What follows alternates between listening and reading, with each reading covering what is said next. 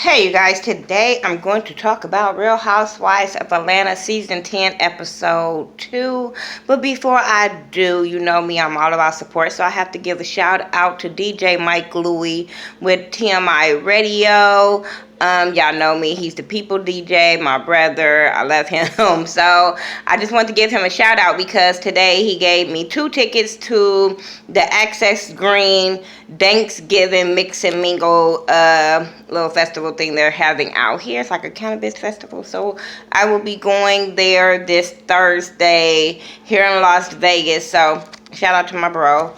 And he also had me do my first radio interview today on TMI Radio. So, yeah, make sure you guys checking them out on TMI radioonline.com. So, yeah, shout out to you, bro. It's all about support, so I'm going to shout out my people. This episode really wasn't that much, but we're going to talk about it anyway because I have some people to talk about. So, it kind of starts off, you know how... Oh, let me do this. Them catchphrases, whatever they call taglines, bullshit. I'd rather hear Sean Bradley taglines or Alexander Roger taglines for them than the taglines they gave. Nene, 10 years, okay. Candy, don't mess with a boss unless you want to get fired. I was like, stop. Girl, she only got fired because the people was talking about she don't need to come back and all that shit. I think if people wasn't going off the way they was doing, they would have had that girl back. Don't do it. Who else? Portia. Don't remember. What was Portia's? I don't know. Was it about friends? Don't matter. Sheree. Don't remember. See, that's what I'm saying. Kenya, oh, they say I can't. While they were saying I can't, I was saying I do. I'm like, girl, stop. And homegirl being 50, who cares? That's how it was not that memorable. That I bet you I could tell you, say Sean Bradley and them from last year. I'm just saying. Anyway, it was started off where everybody was like, kind of getting ready at home. You had Candy leaving the house and Todd wanted her to send him some nasty stuff. Cairo was cooking pancakes at home with his mama. Kenya is sending off emails. And then we get Cynthia in the tub and she's talking about she want to find love and all this kind of stuff. Okay, then the show actually starts with Portia and her family. Her mama there, her sister and the baby come over there. You know, her family just there. Lauren and her baby daddy going through some drama. So Lauren is going to move in with Portia. Portia has house rules. Yada, yada, yada. Okay. Her mama asks, have she, you know, I heard you went to the party. Did you see... She talked about her being cordial to Candy and how her and Nene got into it or whatever. And Nene not really fessing up that what she said. Then we get Cynthia is on a date with this little bitty boy named Evan. He's 29. He a photographer. It was weird. When you call him Norbert with swag, perfect picture for him. Just the perfect name for him. Really, really, really, because that's all I saw. I don't know about the whole swag thing, but Norbert, I see it. Weird ass date, but okay. He's a photographer, so he did a photo shoot with her. Then he took her into his back room and they ate or whatever and they talked. And that's when we found out he was 29. And I'm sitting there like, if you don't run, like, why are we entertaining this? You don't have time for this. You just got out of divorce. Girl, I know Peter was laughing. Because I'm like, the 29-year-olds he probably dating and the 29-year-old she probably dating. Totally different. So I'm quite sure Peter was laughing. Sheree is at this life coach named Jack Daniels. No, not he don't own no liquor. I didn't care.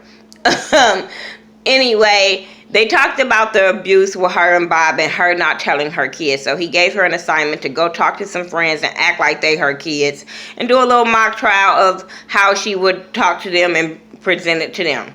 Okay, we're going to talk about that. Because she said she haven't talked to her kids because she's been ashamed. We're going to talk about that.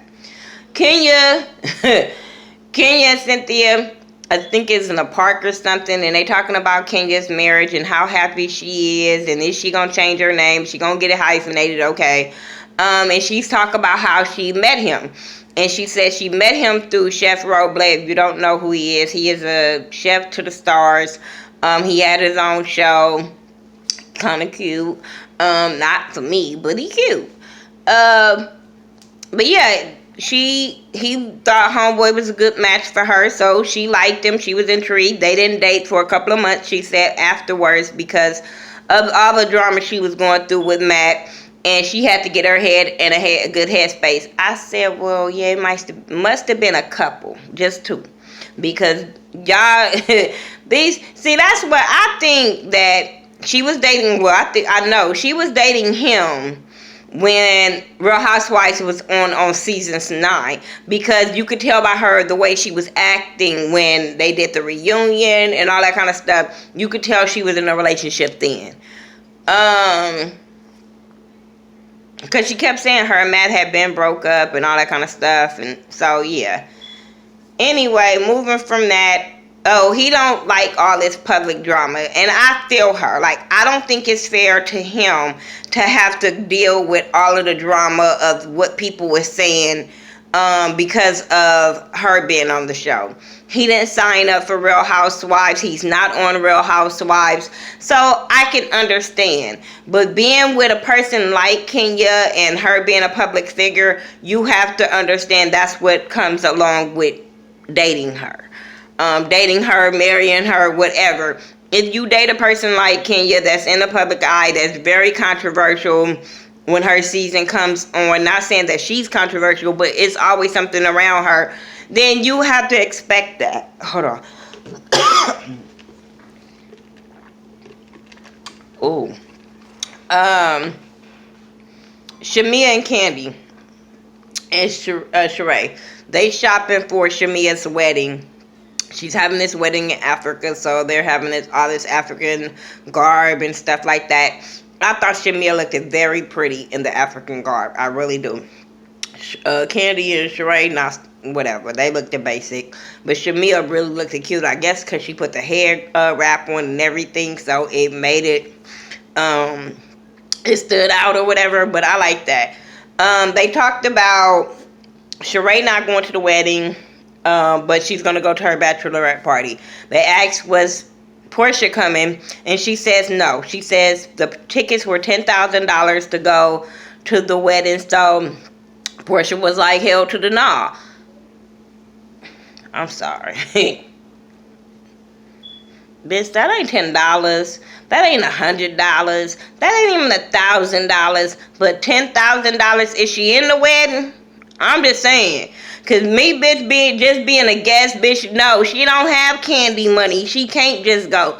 Candy says that she got them for $5,000. I said, well, Candy, you should have gave her the hookup then. Candy, you probably got a damn deal as far as flying. I'm just saying, like, I'm just saying, call me a fucked up friend. But not to just sit in the audience. No, I can't see it. And especially when they already had, I think, a ceremony. No, won't happen. But yeah, now we got Candy talking shit about Portia to Shamia, like kind of putting it in her ear of, she was not basically saying everything to Shamia, but she was saying a lot of shit in them confessionals about her being friends and all this kind of stuff. And I'm like, okay, if you said this in the confessionals, you wouldn't said this shit to Shamia. And now Shamia, to me, feels some kind of way about Portia because I think of what Candy puts up in her ear. Y'all can't tell me no damn different. Because Shamia still is being Portia's friend regardless of what went on with Phaedra, how she acted towards her, how she let Phaedra talk about her, and that's supposed to be her fucking friend. Shamia is steadily being Portia's friend. So I think she just bad-mouthed her when she gets with fucking Candy. She just seemed like an opportunist to me. I don't give a shit what nobody say. Shamia really seemed like an opportunist. And she got her wish. She came on as Portia friend and stuff like that. She got in cool with Candy, the one that's gonna be the boss, the one got the money. You know what I'm saying? Then all of a sudden you kicking it with Candy more and more. When your best friend is going at it with her, you are steady kicking it with her, regardless if you don't like Phaedra. You're still kicking it with your so-called best friend, enemy, or somebody she got beef with or whatever. I'm just saying, somebody that introduced you to her. Shamia just seemed like an opportunist to me, and now all of a sudden she's on the show. Okay, whatever. What else I was gonna say? Portia and Lauren, they at the house cleaning the refrigerator out just for camera time because that bitch really didn't want to clean up or do all that. But she's throwing out stuff because she's gonna be a baby. She's a baby vegan. She don't eat no meat. I wish I had her strength. I do, but I love chicken. Y'all know me. I love the hell out of chicken. I can't give it up. It ain't gonna happen. Just saying it. I want some. But yeah, they was acting like they was throwing that out. Then they was talking about baby proof in the house and should Portia freeze her eggs. Her sister told her she had Hennessy eggs. I said, well, bitch, you don't want to freeze those? I don't know. They might be. I'm hungry. Don't mind me, because I'm like, damn, that might taste good. But I don't drink Hennessy, so I don't know. I don't do dark. Just saying. Anyway, moving on from that, Kenya and her damn dog is at home, and she's playing with this wedding dress like she ain't been married a couple of months or a couple of weeks. Or, girl, you been playing with wedding dresses since this show started. Stop playing. Anyway, Brandon calling now. She's all up in her feelings, and she's crying about the stress in the media and how this is not fair to her dude, and yada, yada, yada. And he tell her, fuck him.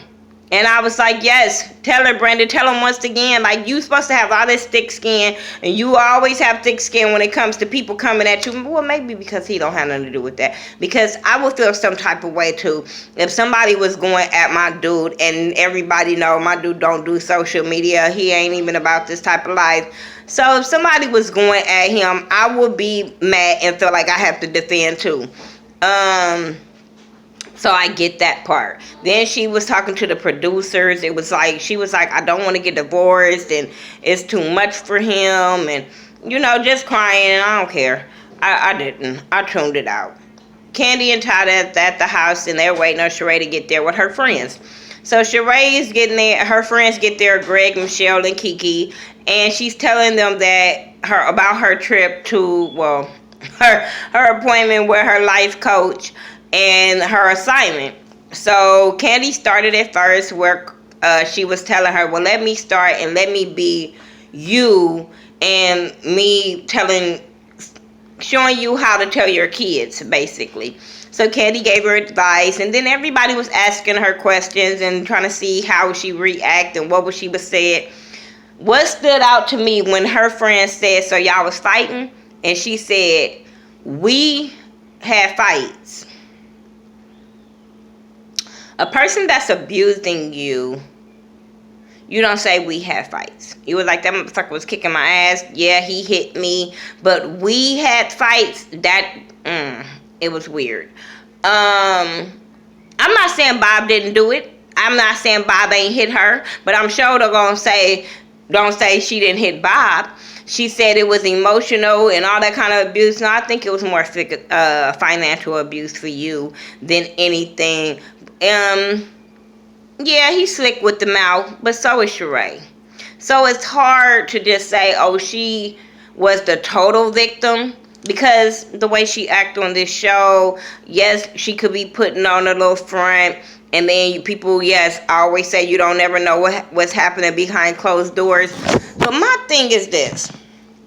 If you're going to be the bone carrier, you need to carry your grown ass to your kids and tell them what's happening, instead of letting them see everything play out on fucking camera and then say, oh, I'm going to talk to them. Bitch, you should have talked to your kids after the reunion last time. Don't make another storyline of it before you talk to your kids. I just have a real problem with Sheree and his storyline of saying Bob did this to her, and you still don't have the guts to talk to your kids, but you could tell the world. That's weird to me.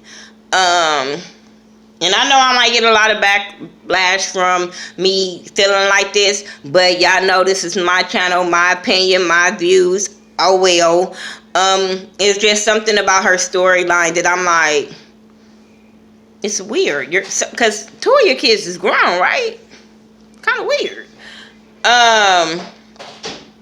Anyway, moving on from that, didn't care. Cynthia and Noelle. Noelle's going to Charlotte for her boyfriend and Peter. She don't want to be in Atlanta with her mama. And she's going to out there. And she's graduated with all A's, so can't nobody say shit. What else they talked about? Oh, they talked about her little 29-year-old boyfriend that she went on a date with, and she don't really see it for him, but she had to tell Noelle about it. And I'm like, if you ain't gonna date him no more, why are we telling Noelle about this? Okay, whatever. Maybe because she gonna see it on camera or whatever. But Noelle was over like, no, he is more my age for me to date than you. And I was like, yeah, Cynthia, why? I just was looking at her like, girl, you too beautiful for this. You need a grown-ass, sophisticated, grown-ass man. Please stop playing with these little kids that ain't gonna be able to get you. They gonna be able to break your back, and that's about it. That's about it, girl. You older. You need your back. I'm just saying. Anyway, the bachelorette party for Shamia, I didn't give a two shits. Toya was there from, Toya Wright with Lil Wayne baby mama, Toya and Tiny. What else do you want to say? You know, her. She was there. I did see her. Carmen, messy ass, was there. I would have punched her in her face. Anyway, everybody was there. They was having fun. It was kind of awkward because Candy and Portia was there, but both of them was trying to be there for Shamia. And they were playing games. Everybody was laughing. Oh, messy ass. Sheree was like, ooh, this is awkward. She was like, I'm not trying to make it be awkward. You know, if I got to fake it till I make it, whatever. But she really wasn't trying to bring no drama, old fake ass, messy ass Sheree. Sheree, tell your kids. Start running your mouth with that before you keep running, tell this, tell that. Shut up. Anyway. Oh my God, the shade. When fucking Portia said she thought Sheree was Kim, I fell out. I was like, oh, okay. But anyway, they talked about Portia not being able to go to Shamia's wedding. And her thing is she has health issues. She has low blood pressure, so she can't sit and coach. You can't sit and coach because you have low blood pressure. Oh, you need to put your feet up. Bitch, I better not see you on no trip outside of Atlanta that's over 5 hours. And shit, bitch, over 3. Shit, my feet was hurting. No. Come on now. Just say, bitch, I don't want to spend $10,000. And it wasn't because, oh, bitch, I don't want to spend $10,000 because I don't fuck with you like that. No, bitch, I just don't want to spend $10,000 to go sit in the audience, bitch, and I can watch this on social media because you're going to keep posting and somebody going to go live. I don't know, but that's what I would have told her. But yeah, Portia gonna use this medical excuse. When she said something about a note, and then Carmen said she always got a note, and they played that clip back. I said, but I was like, Carmen, shut up. Her and Candy, I just wanted them to shut the fuck up, for real. Yeah, I just wasn't cool with that. I felt like Shamia was. I was on Portia's side with this argument. I feel like Shamia does stuff in front of Candy. I feel like they had that conversation already of why she wasn't gonna go. They probably argued about it, kissed and made up, all that. But she has to bring this up in front of Candy, knowing she just was, that shit was awkward. And I was on Portia's side, all of that. And I'm not usually on Portia's side, but I really was on Portia's side when it came to that, because I felt like Shamia knew. She knew what was up. And that just gave Carmen and Candy and over there just laughing like fucking birds. Then after Candy left, that's when Shamia and Lauren and Portia was talking, and Portia was just letting her have it and telling her how she felt. And Shamia didn't want to hear it. Shamia didn't want to me, Shamia didn't want to hear the truth. But that's all that happened on here. It wasn't no Nene. It wasn't with no big ass drama. If that's what you want to call drama, that's all we had. Oh, they had the rock and roll marathon out here. That's why all the traffic was just horrible today. Okay. Anyway, but that's all I got for Real Housewives of Atlanta season 10 episode 2. Y'all tell me what y'all thought about it, and follow me on all social media sites by The Ghetto View, THA, not THE. Make sure you're checking out all my YouTube fam like Ashley Miller, Forrest Rocks, Bondi Blue, James Caldwell, Say Sean Bradley. Please check them out, especially when it comes to his Real Housewives. His Real Housewives and Married to Medicine reviews. Oh my gosh, Sean, yo shit be on point. Who else? Say Sean Bradley, Alexander Rogers, you know me. He doing like less than 10 minutes and read they ass down, so I love it. I love it. Anyway, Take a Tour TV. Make sure you guys checking them out too. Him and Corey Kelly. I love Corey's song. Oh my God, y'all check out Corey's song. Anyway, I'll talk to y'all in the next video. Peace out.